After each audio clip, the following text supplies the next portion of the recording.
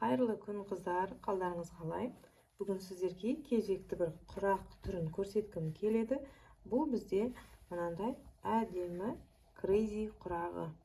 Бұл құрақ біздің құрақ көрпеше, жастықтар тіккеннен астатық маталардан тігілетін құрақтың аты. Крейзи деген құрақ. Бұл негізі американский хлопоктан тігілген менің жағдайымда. Бірақ любой үйде сізде қолдарыңызда бар велюр матадан астатық қалады ғой, біз солардан қазір сіздерге көрсететін боламын. Ол үшін міне қыздар, қандай да бір сіздерде ұсақ астатықтар қалады ғой, міне велюрдан. Мысалы, сондай матадан, сондай қалдықтардан қазір тігетін боламыз. Ол үшін бізге міне мынандай хб бөз матасы қажет болады. Енді размерін өздеріңіз қарайсыздар. Мысалы, менде мына жерде 20-20 болса, сізде одан да үлкен болуы мүмкін. Мысалы, бір жастықтың бетін крейзи құрақ жасаймын деп шешетін болсаңыздар, онда үлкен, мысалы 30-30 немесе 40-40 размерлі бөз матаны аласыздар, толығымен соның бетін толтыратын боласыздар. Міне қыздар, жаңағы бөз матамызды алдық. Енді бізде міне қалдық маталар бар, мысалы менде қандай да бір маталар бар дедік. Енді біз осының тігу жолын, мысалы бізде ең ұсақ деген сізде қандай астатық маталар бар. Мысалы мынандай 3 сантиметрлік құрақтан қалатын маталар нелер бар ғой, ленталар. Соның осындай қиықтарын біз тастамаймыз. Сол үшін осындай крейзиға қолданып келуге болады. Мысалы осындай бір бөлігі бар делге сізде, соны мысалы бір жеріне қойып аласыз. Енді бір жеріне қойып алдық. Енді келесі құрақтың түрін біз тағы да лента аламыз. Бұл жерде біз құрақ тіккен кезде бізде мынандай үшкір бұрыш пайда болып отыру керек. Мысалы, міне қыздар, мына жерде алатын болса, міне мысалы, мынандай острый угол дейміз ғой, міне мынандай 45 градус бола екен. Міне осындай углдар бізде пайда болып отыру керек. Мысалы, мынандай углдар, мынандай углдар бұрыштар пайда болып отыру қажет. Сол үшін біз мысалы мынаны былайынан қоямыз, артығымен шығарып аламыз, артығымен шығып тұру керек матадан. Енді келесіне бүйтіп тікеміз. Сол кезде бізде ашқан кезде мына жерде міне бұрыш пайда болды, міне бұрыш пайда болды. Қазір біз енді бұл жерге келесі матаны қолданамыз. Енді былайынан қарағанда темный лау, бір светлый лау чередовать етсеңіздер әдемі болады деп ойлаймын. Келесі бізде мына құрақты қоңыр түсті жіберейін. Артығымен алып кесіп отырамыз, артығымен. Өйткені бізде матамыз жетпей қалуы мүмкін. Міне қыздар, бүйтіп ашқан кезде бізде мына жерде көрдіңіздер, бұрыш пайда болды. Міне осылай бұрышты айналдыра отырып, веер арқылы былай біз бүкіл мына ақ хбны толтыруымыз қажет болады. Келесі мата түрі мен сіздерге енді өзімде қолымда бар маталардан тігіп жатырмын ғой. Ал енді сіздер өздеріңіздің астатықтарыңызды қолдануға тырысыңыздар. Астатық үйде өзіңізден құрақтан қалған астатықтерді. Осыдан бізге не үшін көбіне қолданамыз десек, бұны біз тойбастарға шашу көрпелер, жастықтар 40-40, 45-45 шай көрпешелерді жасауға әбден болатын құрақ түрі бұл. Үлкен қылып 35 сантиметр етіп, мысалы 40 сантиметрлік жастықты жасап аласыздар. Содан бөз қиып аласыздар. Толығымен осы крейзи құрақ осылай кете бересіздер. Менде енді мата түрі выбор аз болып тұрған сияқты. Келесі жасыл түсін жіберейік.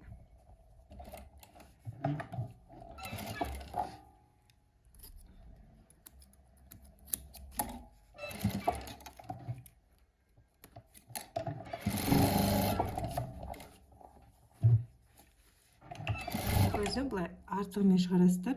Қазір біз мына жерге құрақ жібергенде, тағы да лента жіберген кезде бізде мына жағы захватиться должно, мына жерін тоже алып кетуіміз қажет болады. Crazy құрағы ағылшын тілінен аударғанда сумасшедший дейді ғой, жынды құрақ. Енді көріп отырсыздар, біз ешқандай правилаға бағынбай, ешқандай мына жерде ешқандай ереже ұстамай, қолда бар матамен осындай құрақты боламыз, иә. Сол үшін де бұл мүмкін crazy деп аталатын шығар.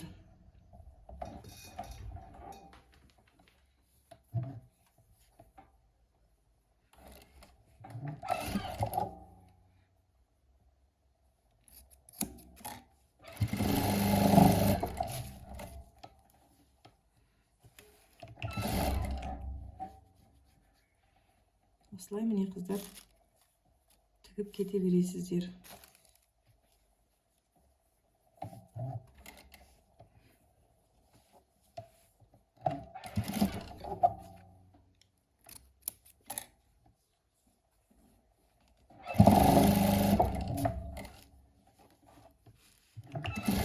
Сонымен қыздар, принципті түсіндіңіздер деп ойлаймын. Міне мына жерде қараңыздар, бүйтіп қосқан кезде мынандай бұрыштар пайда болу керек. Міне мына жерде бұрыш, одан кейінгі мынаны тіккен кезде мына жерде міне угол пайда болады, иә. Осылай әр құрақты, әр лентаны тіккен сайын бізде бұрыштар пайда болады.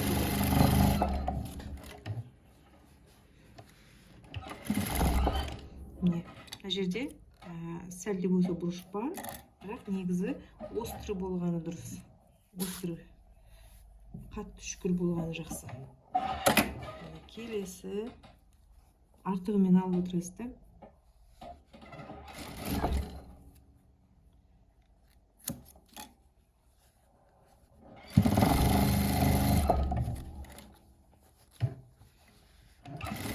Сонда міне біздің центріміз мынау болса, біз содан айналып осылай кете береміз. Айналып кете береміз де, сонымен осы құрақты бөзді толығымен толтырып шығу керек. Міне қыздар, міне мен айналдырып тігіп келе жатырмын. Міне біздерде мынандай ұштары қалып отырады, иә. Міне мына жақта жетіспейді, мына жақты қазір жабуымыз керек болады, иә. Енді осы жерлерді қалай жабамыз? Міне мына жақта мен көріп тұрсыздар, былай шығарғанмын. Мына жақтан шығарып жібердім, бөзден шығып кету керек мата. Енді келесі мына жақты жабуын көрсетейін сіздерге.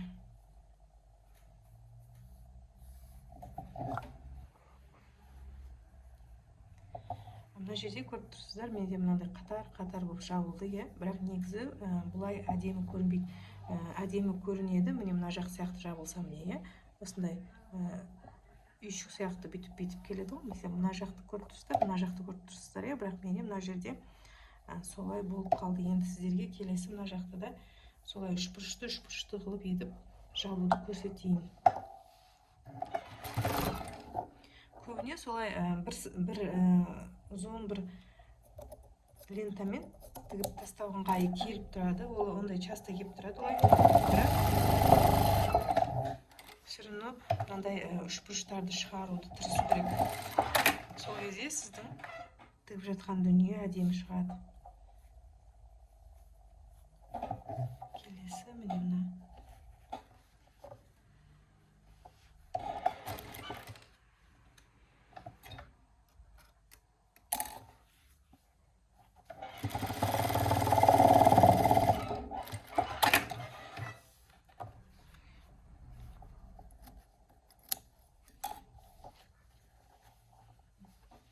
Енді мына жерден тоже міне үшбұрышты жасылды жіберейін.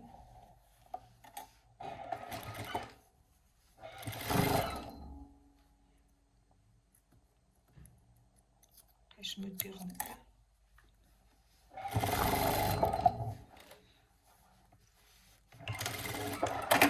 Енді мына жерден бұлай жіберсек те болады, немесе бұлай жапсақ та болады. Мына жерден жабайық. Бұл жерді серімен жабайын.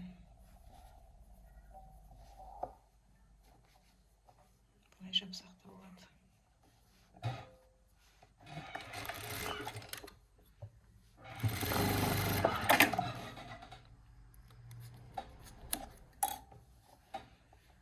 Қыздар, осылай жаптық, иә.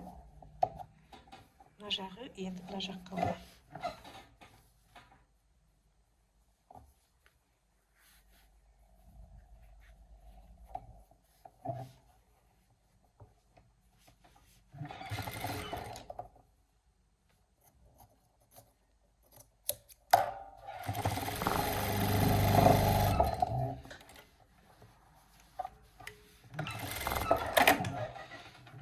Жаптық, енді келесі жерге көк түстен жабайық. Түгін төмен қаратып отырамын мен өзім, привычка. Осылай жабайық.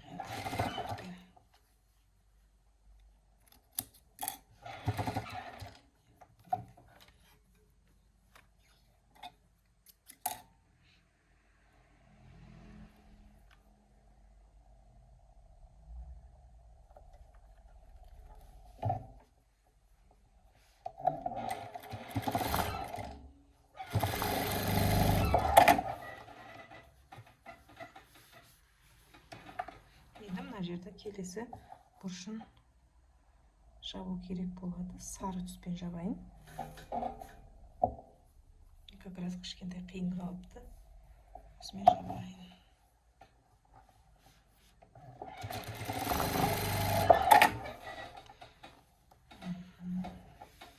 Бұл жерде тағы бір кішкентай ұшы жетпей тұр. Негізі осындай полоскалардан қарағанда жаңағыдай үшбұрышты болып келген жақсы. Бірақ осылай аяғына келген кезде осындай моменттер болады енді. Мына жақ жабылды, мына жерде бір кішкентай кусочек жетіспей тұр екен. Оған мен ақ түстен жаба салайын.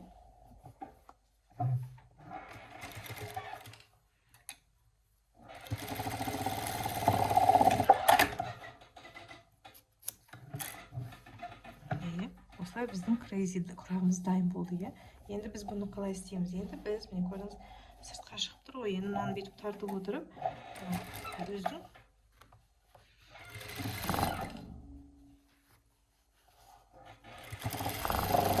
айналасын тікіш береміз.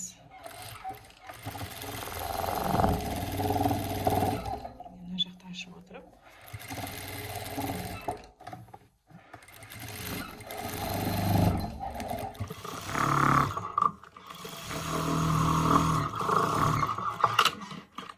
Енді келесіде біз мына артықтың бәрін қиып тастаймыз. Тура өздің размерінен.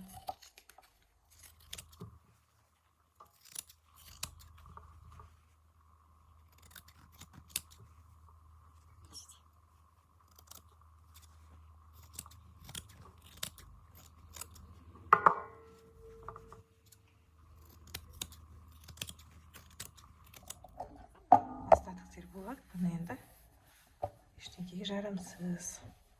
Міне қыздар, осындай біздің әдемі крейзи құрағымыз пайда болды. Міне көрдіңіздер, өте бұнда қатқыл келген, жастықтың бетіне әбден жарайды. Осындай крейзи құрағын қыздар тігіп, қалдық маталарыңызды осындай крейзи құрақтарға жаратсаңыздар болады. Міне осындай әдемі түрлі түсті құрақ пайда болды. Кәделеріңізге жараса, қыздар каналға тіркеліп, комментарий қалдырып, лайк басып, менің сіздерге берген біраз болса да пайдамды қолдай кетсеңіздер екен.